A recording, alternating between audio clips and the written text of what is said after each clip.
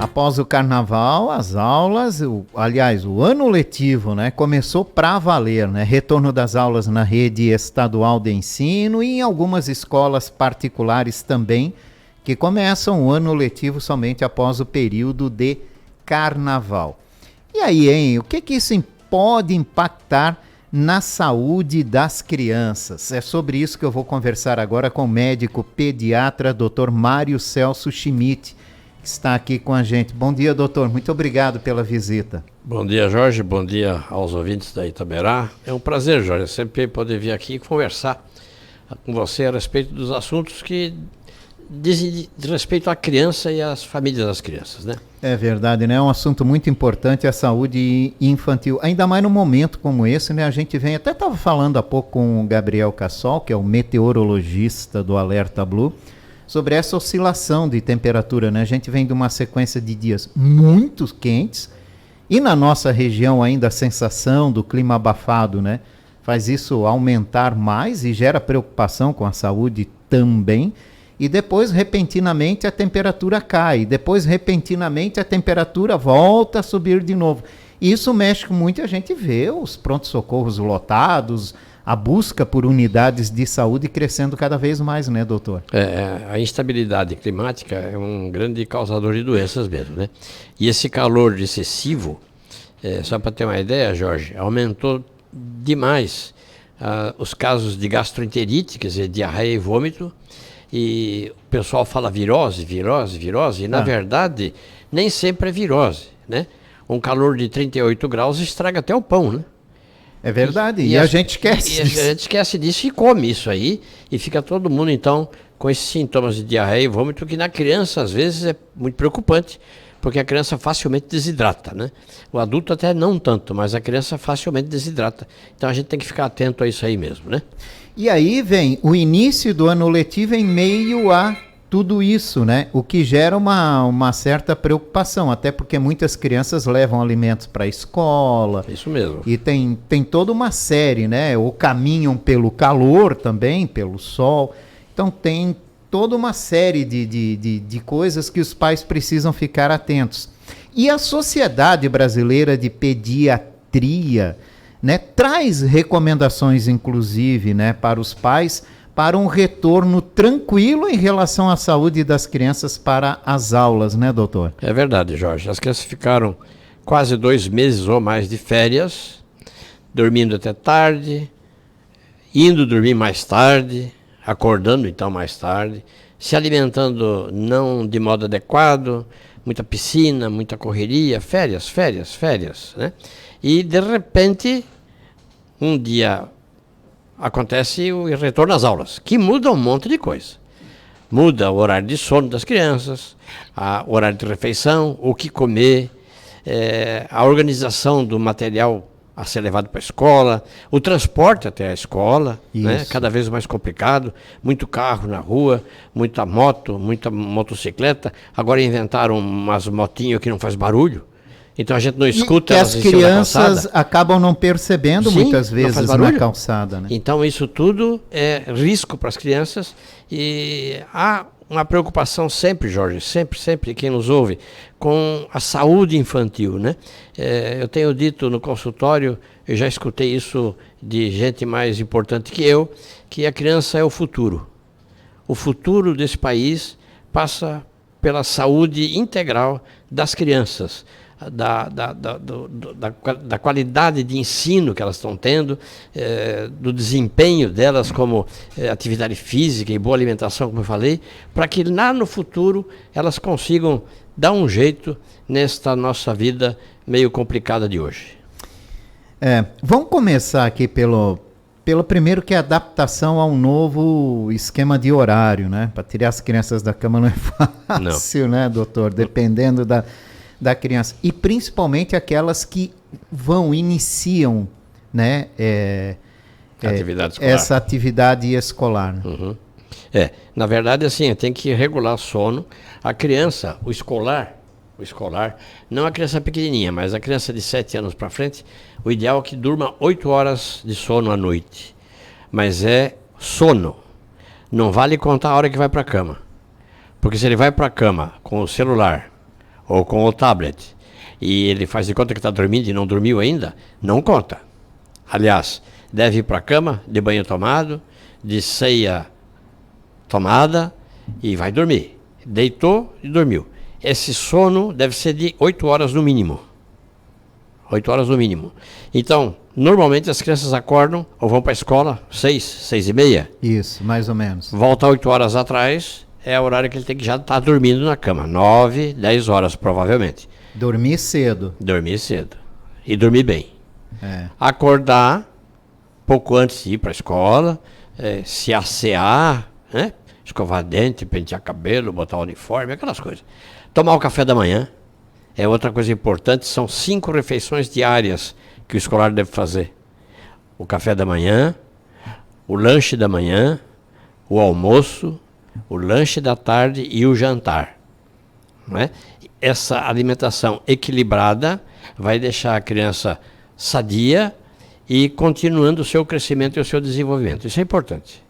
Seguir essa regra é muito importante, né, sem dúvida, doutor? Sem dúvida. E as escolas também têm que participar nisso. Aliás, as escolas já saíram na frente há muito tempo, né? Hoje você não vê mais muita fritura, muito alimento industrializado, com corante, com conservante químico, como é que chama? Nas lanchonetes da escola. Sim. Né? Lá já tem algumas regras impostas há algum tempo atrás já, para cuidar da qualidade do alimento que a criança recebe. Um avanço e tanto, né? Sem dúvida, sem dúvida. Aliás, é lá que a criança aprende muitas vezes a se alimentar adequadamente. Exatamente. E muitas vezes a criança aprendendo o que é adequado, ela leva para casa o conceito novo e melhorado da refeição. Para quem leva a lancheira, né? O lanche ainda, quem ainda leva, né? Porque eu acho que a maioria já nem leva mais, já porque pega na escola. Os né? pequenininhos levam a lancheira, né? Exato, né? Aí a mãe tem que tomar cuidado com o alimento não perecível. Ainda mais nesse tempo, né? Ainda mais nesse tempo, né? Tentar não usar muito alimento industrializado, os sucos artificiais, com muito corante, muito conservante químico, isso não é muito legal, né? Por outro lado, o suco natural também vai fermentar até chegar na escola na hora do lanche. Então, tomar um pouco de cuidado.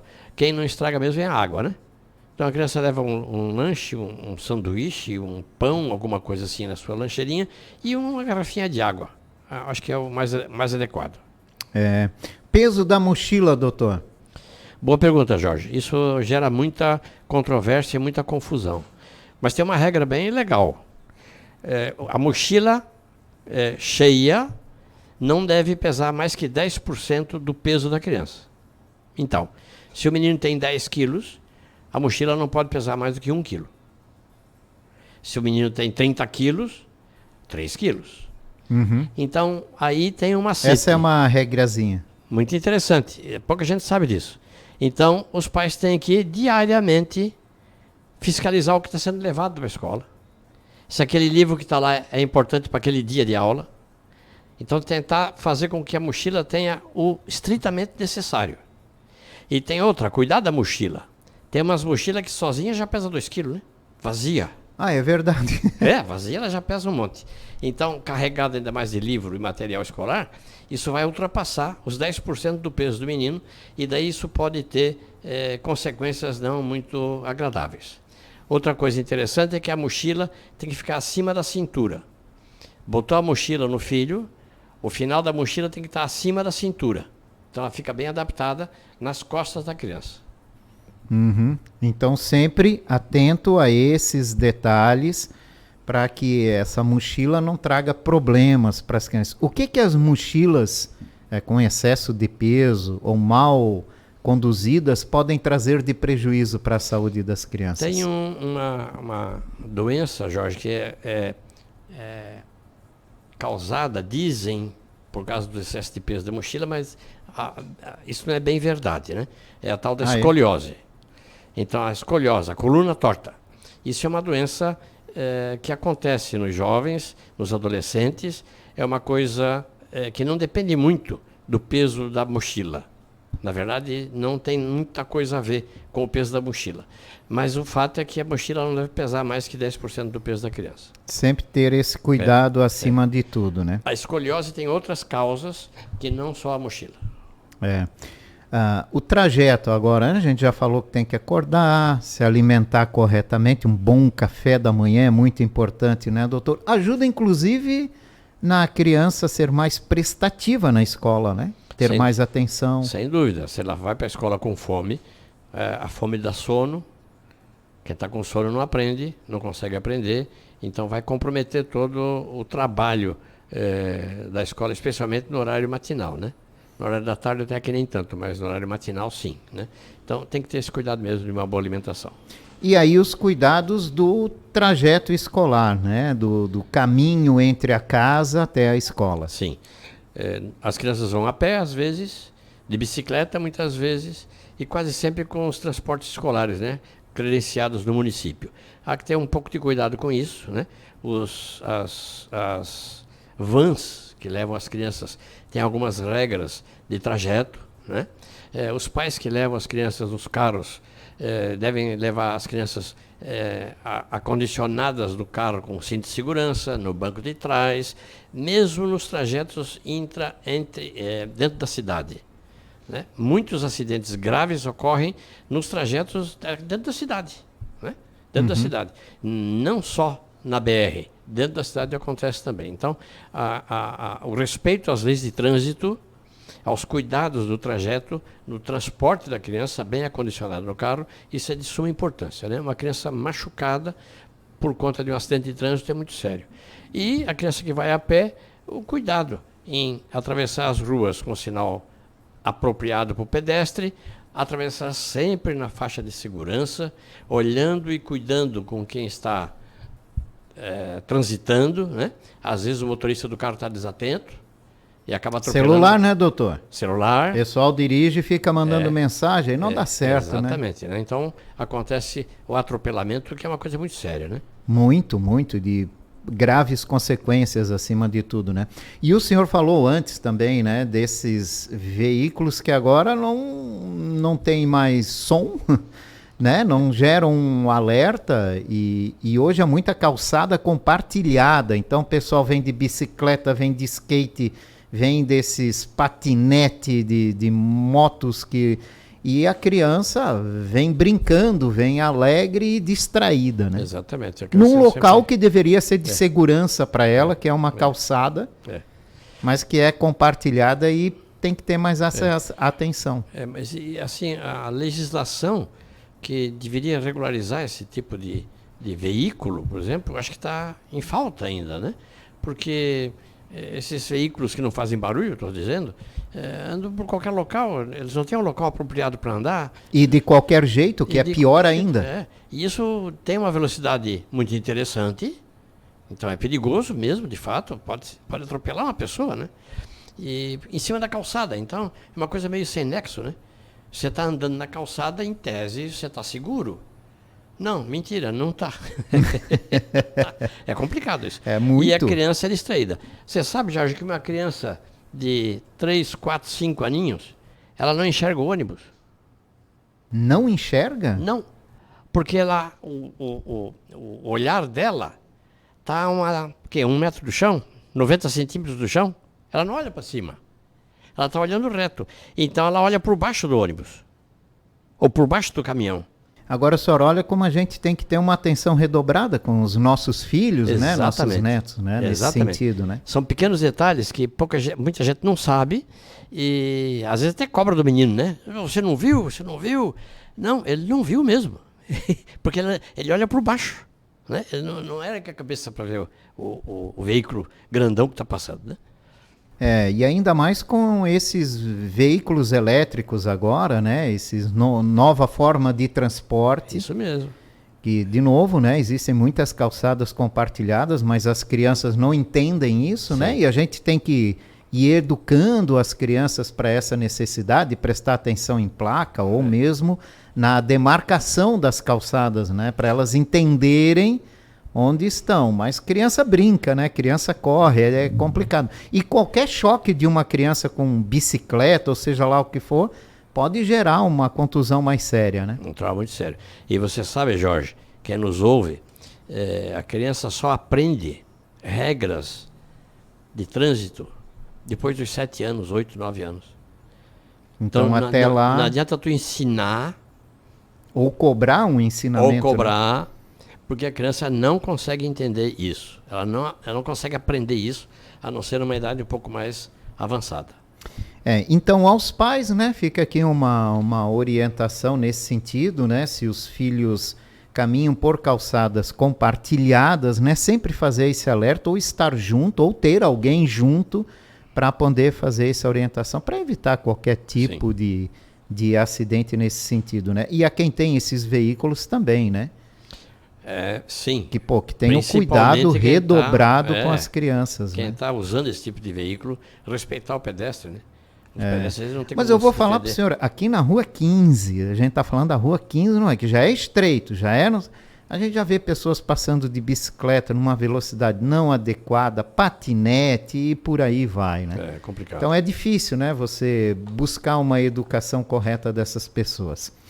Outra recomendação aqui da Sociedade Brasileira de Pediatria aos pais é para ter uma atenção com os filhos com queixas visuais, né? Aqueles que dizem Isso que tem um pouco Jorge. mais de dificuldade de ler, ou até de auditivas, né? Sim, isso é Isso importante. pode já gerar um alerta nesse sentido. Hoje já existe uma rotina de um exame oftalmológico rotineiro na criança que começa a atividade escolar, especialmente nos primeiros anos da atividade escolar, né?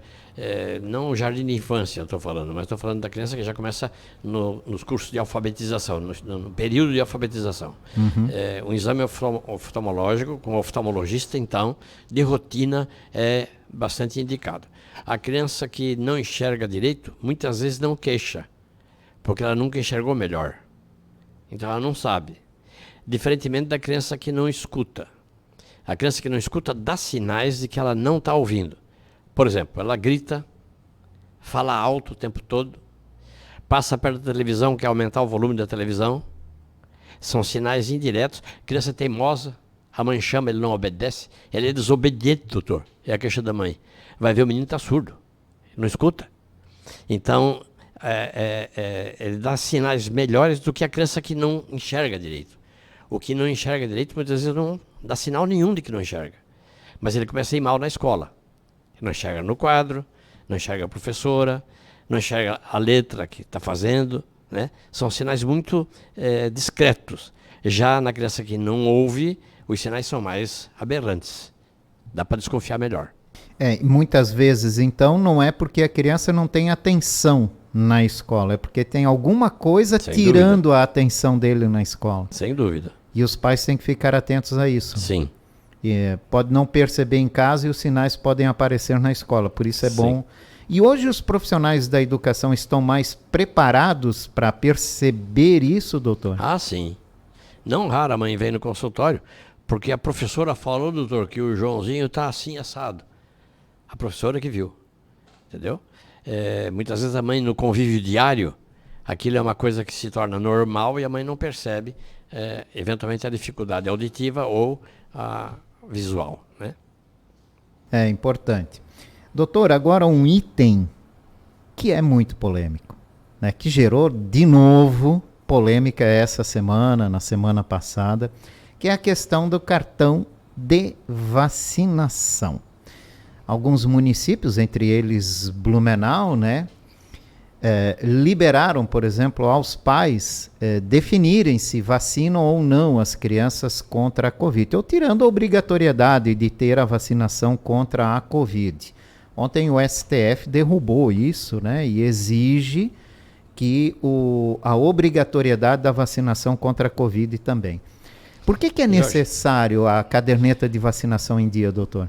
Jorge, se tu me der um tempo, eu falo até hoje à tarde sobre esse assunto. Mas eu acho que é importante o senhor falar, porque o senhor é profissional, né? O senhor pode nos convencer. Mas parece que hoje em dia tem que ter um pouco de cuidado com o que fala, né? Exatamente. Então, assim, eu tenho dito no consultório, Jorge, e tenho lembrado as pessoas do Zé Gotinha.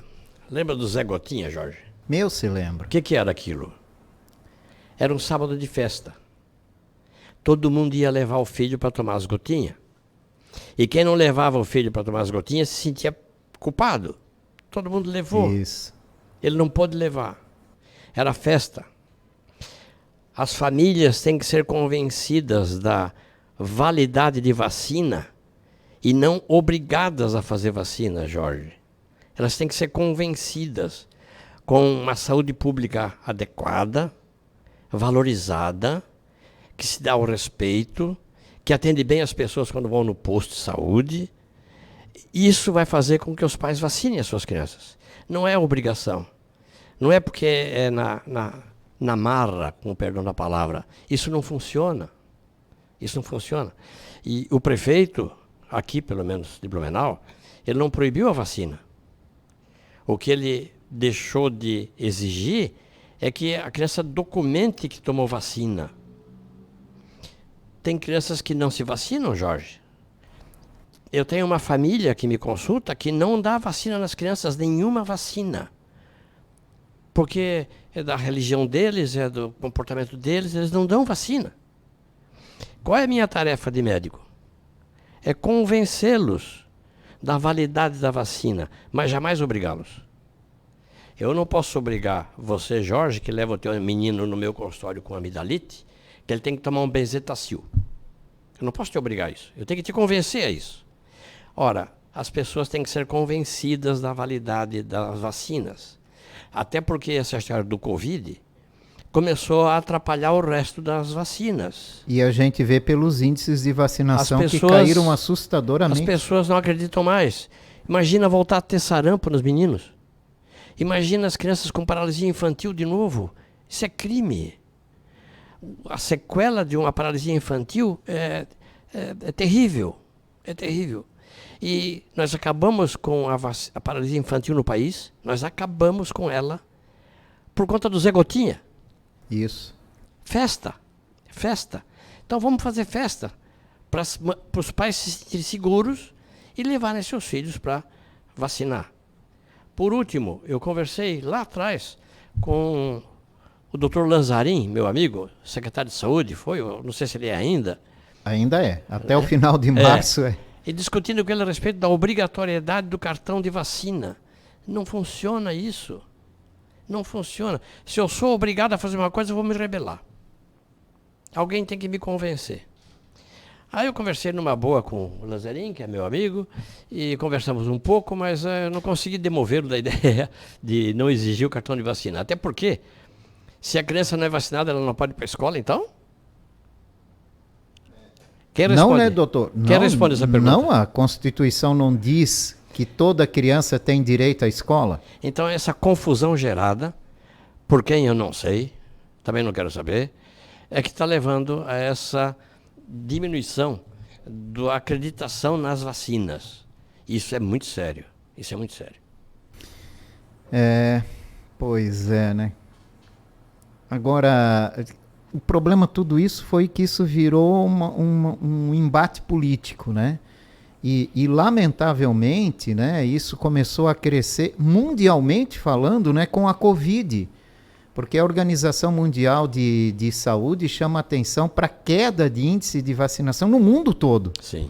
Não é uma coisa nossa isso. Sim. Isso o mundo inteiro está passando por esse problema. E doenças que antes estavam erradicadas começando a aparecer novamente, que chama muita atenção. Isso que é um absurdo. Isso mostra a falta de controle ou a falta de administração